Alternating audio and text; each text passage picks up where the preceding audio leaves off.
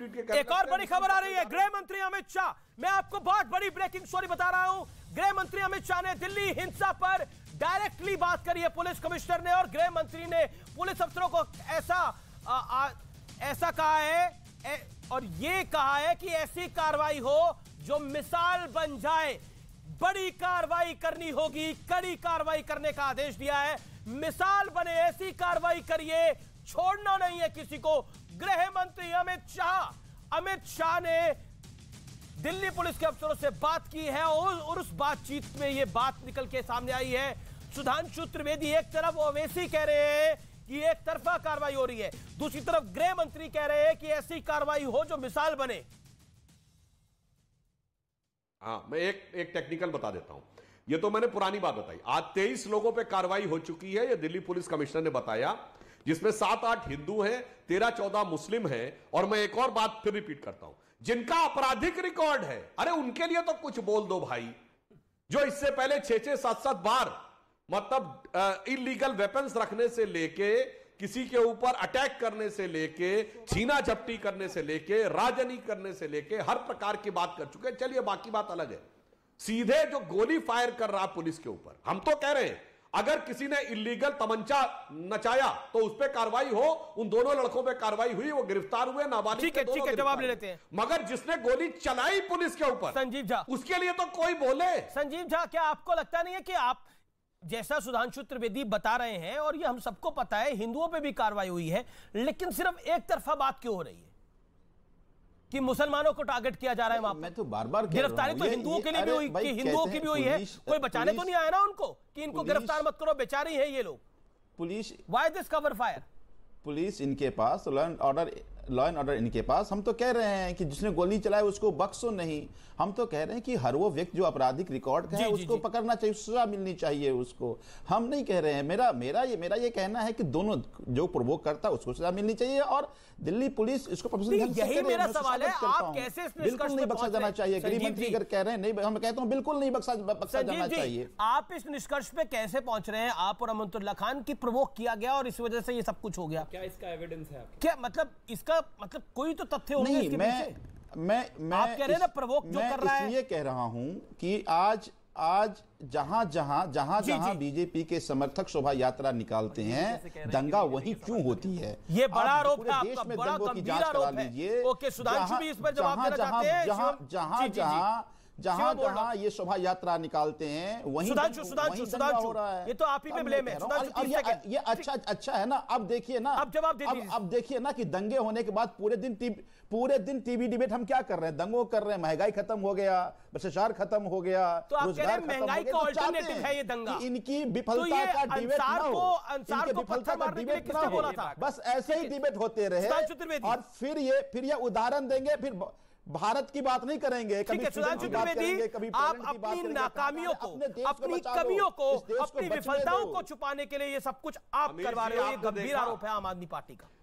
अमीश जी, आपने देखा कि जिस आदमी की सीधी फोटो है कि वो गोली चला रहा है गैर कानूनी हथियार से पुलिस के ऊपर, एक चू नहीं निकली मुंह से कि उस पर कार्रवाई होनी चाहिए। राजनीतिक, अरे मैं तो कह रहा हूं पकड़ो उसको, और अगर आप कहने लगे कि जहां नहीं निकलना चाहिए, यात्रा निकल रही है, यात्रा भाजपा की नहीं निकल रही है, सिलेक्टिव बातें। अरे मैं हाँ, उसका भी मैं जवाब दे रहा हूं कि आप नहीं, मैं उसी का भी जवाब सुनते हो। आप बोल रहे हैं मैंने डिस्टर्ब नहीं किया, चलाया उसको बख्शा नहीं जाना चाहिए। मैं सेलेक्टिव बात आपको बिल्कुल इलेक्टिव बात बता रहा हूं, आप बोल लीजिए तब मैं जवाब देता हूं। अब मैं जवाब दूं? हाँ, मैं आपको बताता हूं, देश का कोई भी समझदार व्यक्ति को पता है पुलिस का काम है गिरफ्तार करके अदालत पे ले जाना और फिर उस आरोपी को सजा दिलवाना राज्य सरकार के वकील का काम होता है, और वो सब वकील आम आदमी पार्टी की सरकार, दिल्ली सरकार के अधिकार में। इसीलिए मैं कहता हूं समझ की मैं आपकी दाद देता हूं, दी थी इन्होंने, जो आपकी कानून की समझ है सुधांशु जी, आप बहुत विद्वान आदमी हैं, लेकिन कानून की समझ का मैं दाद देता हूं आपको। वकील प्रदेश सरकार के, मुझे जवाब दे दीजिएगा। वकील आपके पक्ष के होते हैं, मुझे जवाब दे दीजिएगा, मत करिए प्लीज। मैंने आपके बीच में नहीं बोला था, मैंने आपके बीच में नहीं बोला, अपने टर्न का इंतजार करिए। और जब वकील राज्य सरकार के ऐसे हो तो अमीश जी मैं याद दिलाना चाहता हूं, अकबरुद्दीन ओवैसी ने कितना घटिया बयान दिया था, सबने टीवी पे देखा, पर वो बाइज्जत बरी हो गया। क्यों? तेलंगाना की सरकार ने स्पेशल कोर्ट में खड़े होके उनके वकीलों ने ऐसा जिरह किया कि वो बरी हो गया।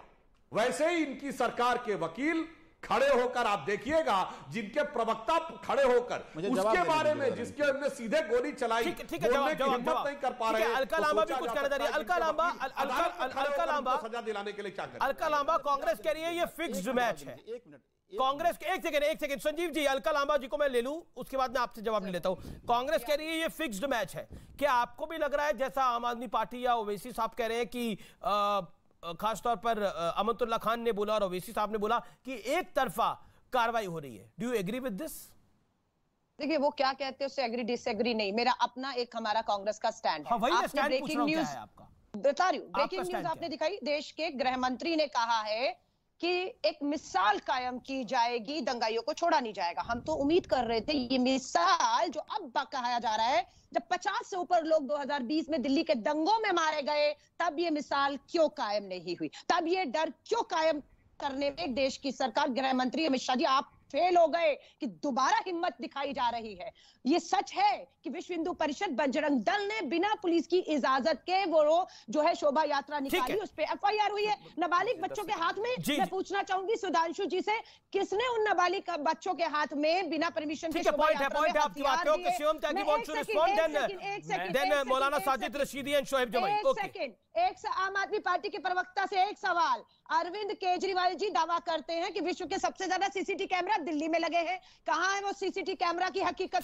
संजीव झा जवाब दे दीजिए। एक second Sanjeev 10 second Sanjeev Jha 10 second Sanjeev Jha 10 second let Sanjeev Jha respond. Sanjeev Jha बोलिए। क्यों नहीं अमानतुल्लाह के ट्वीट को रीट्वीट करने की हिम्मत अरविंद केजरीवाल दिखाते? दोनों बातें क्यों दो ट्वीट करके शांत बैठे हैं दिल्ली के मुख्यमंत्री? संजीव झा जवाब संजीव झा जवाब लगते हुए दिल्ली के मुख्यमंत्री खामोशी से देखते रहे। सुन लीजिए ना, आपने बड़ा सवाल पूछा है, अमतुल्लाह खान पे भी जवाब दे दीजिए, सीसीटीवी पे भी जवाब दे दीजिए। संजीव आपने सवाल उठाया और सुन लीजिए दोनों बातें। पहले बात तो सुधांशु जी बहुत विद्वान प्रवक्ता, मैं इनकी बड़ी इज्जत करता हूं, लेकिन मुझे लगता है कि कानून की समझ इनको इतनी होनी चाहिए कि सबूत पुलिस इकट्ठा करती है, फिर जुडिशरी पे आपको भरोसा होना चाहिए कि जुडिशरी सजा देती है। आप ये कहते हैं कि और उसको बेल मिल गया है, आपको जुडिशरी पे भरोसा नहीं है। दूसरी बात कि उसी सीसीटीवी में आज जितने भी फुटेज आ रहे हैं, वही जो सीसीटीवी लगे हुए हैं उसी सीसीटीवी से फुटेज आ रहे हैं और उसी फुटेज पे पुलिस कार्रवाई कर रही है। तो मुझे ये लगता है अलका जी, वो वीडियो को क्यों सच्चाई को सामने नहीं ला रहे दिल्ली के मुख्यमंत्री? क्यों घबरा रहे हैं आप? क्योंकि वो सरकारी दिल्ली सरकार के कैमरे हैं ना। क्यों उन्हें सबूत के तौर पर दिल्ली के मुख्यमंत्री आधिकारिक रूप से पुलिस कमिश्नर और सबको गृह मंत्रालय को सौंपते? क्यों बख्शा नहीं जाए? क्यों नहीं? जिसने गोली चलाया उसको भी बख्शा नहीं जाए, छोड़ दीजिए, जिसने प्रोवोक किया उसको भी बख्शा नहीं जाए। बर्बाद तो कर मुझे दिया लगता है है कि देखिए कांग्रेस आज इररिलेवेंट हो गई है और मुझे लगता है कि मैं दोनों को रोकना चाहूंगा। मौलाना साजिद रशीदी, क्या आपको भी लगता है ये एक तरफा कार्रवाई हो रही है या आपको लगता है कि दिल्ली पुलिस सही काम कर रही है?